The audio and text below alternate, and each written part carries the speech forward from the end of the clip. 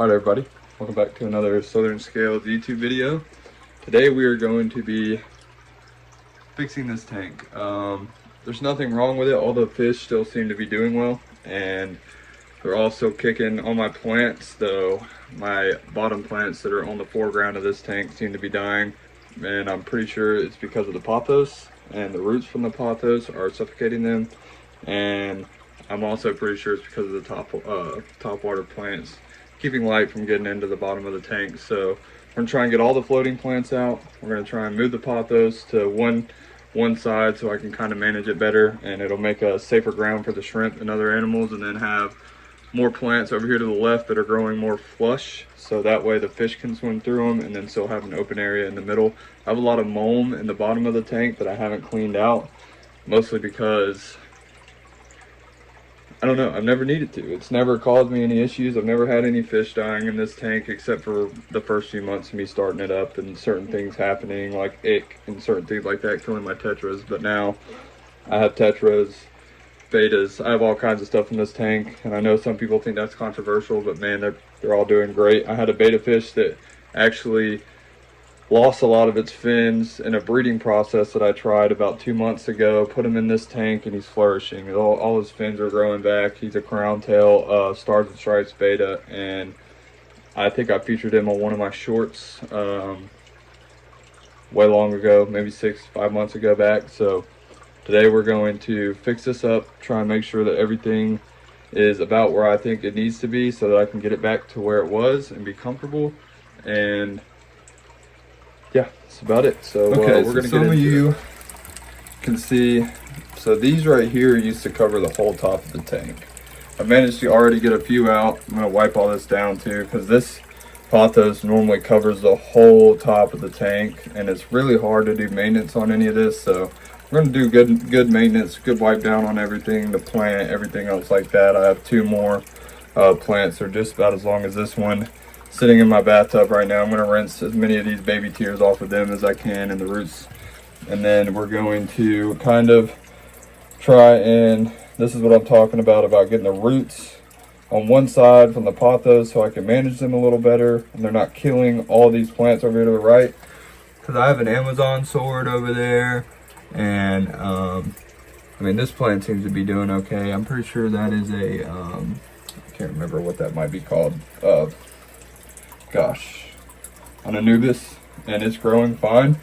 So we're just going to kind of try and move things around, see how it goes, see if the fish can be a little happier, because I've had this school going for about a year now and they're all still very healthy and happy, besides one of my rummy nose, which seems to have taken a beating, but he's been like that for a few weeks, still seems to be kicking. His nose is really red, which means he's not super stressed out, he's not pale, so he's probably just getting nipped from the amount of fish I have in here and the school and the way they feed and everything. But for the most part, they're all doing pretty well. I'm not too concerned with that. On my Danios and my neon green tetras, my cardinal tetra, that's the biggest cardinal tetra I've ever seen in my life. He's bigger than most of my rummy nose. So yeah, we're gonna get into it. It's gonna be a lot of time lapse.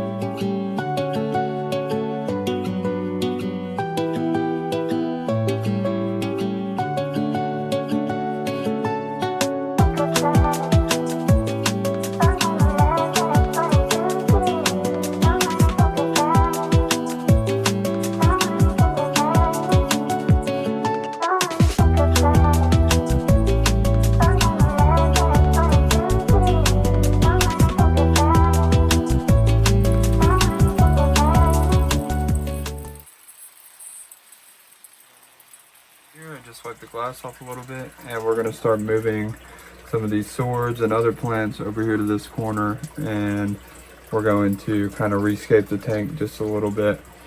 And yeah, so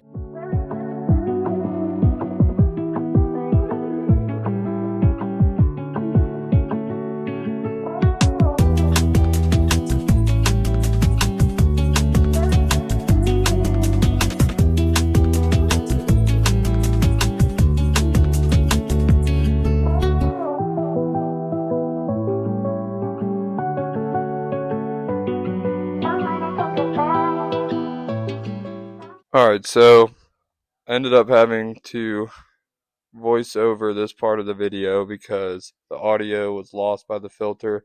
Pretty much all I'm explaining here is that I finished moving the roots and moved the plants around, and this is about what the scape is. Got all the roots on the right side of the tank, so they're not going to be suffocating any other plants. There's no plants on that side of the tank. And then kind of move some rocks around, hoping it's a nice hiding space for the shrimp and for some of the other smaller fish to get away. Also move some of the dragonstone around. Lots of cherry shrimp in there. Ended up finding that while I was moving around the tank. Some really shrimp, cherry shrimp. Got some brown shrimp in there. Those are just from mixed breeding of the shrimp. They're when you crossbreed shrimp, normally they don't come out different colors. They just come out as brown unless you're breeding one colored shrimp. You can just see I moved all the plants around. The tank's a little murky. There's a lot of mulm at the bottom, but I addressed that later on in the video. So I'm gonna end up getting that out and cleaning that part of the tank up a little bit. Leave a little bit in there, but not enough to fill it that much. So the next portion of this is probably going to be me after the water kind of settles, and I might add in another clip here from later on with better quality, camera quality. So got most of the baby tears off, moved all the stuff around in the tank, reset the pothos on the top of the tank, and yeah, so this is it, and we're going to get into the next part of the video.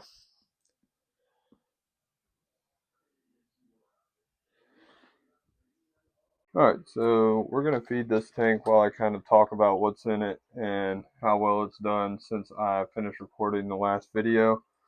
So pretty much what we got in here is a peacock gudgeon. We have 3 female betas, some neon green tetras, neon tetras, cardinal tetra, rummy nose tetras, celestial pearl danios. We also have some different kinds of neocaridina shrimp on the foreground, some coolie loaches, and then we also have in here a small placo that seem to do pretty well. I don't see them too often. Also have a mono shrimp, and then there's a vampire shrimp in here. I very rarely see him, but I know he's still alive because he makes random appearances. So that's all of the fish for this tank. The plants, I have some pothos growing out of the top of this tank. That's the roots right here. I kind of tried to centralize them so that they weren't getting into the substrate too much and killing all of my other plants. So I think it's worked out. All the pothos seems to be pretty healthy. The leaves still look healthy. I also have some jungle val in here. This jungle val cinerea, an Amazon sword, some Pacostamon, and then I also have I don't know if that is an Anubias. I think it could be, but it's just very large. So I don't know the ranges on those plants. I don't know my saltwater plants to perfection, but that's basically a rundown of what all we got in here. All of them seem to do well as a school. I don't ever have any issues with them attacking each other or any fish randomly dying from fin nip or anything like that. So it's a really healthy tank.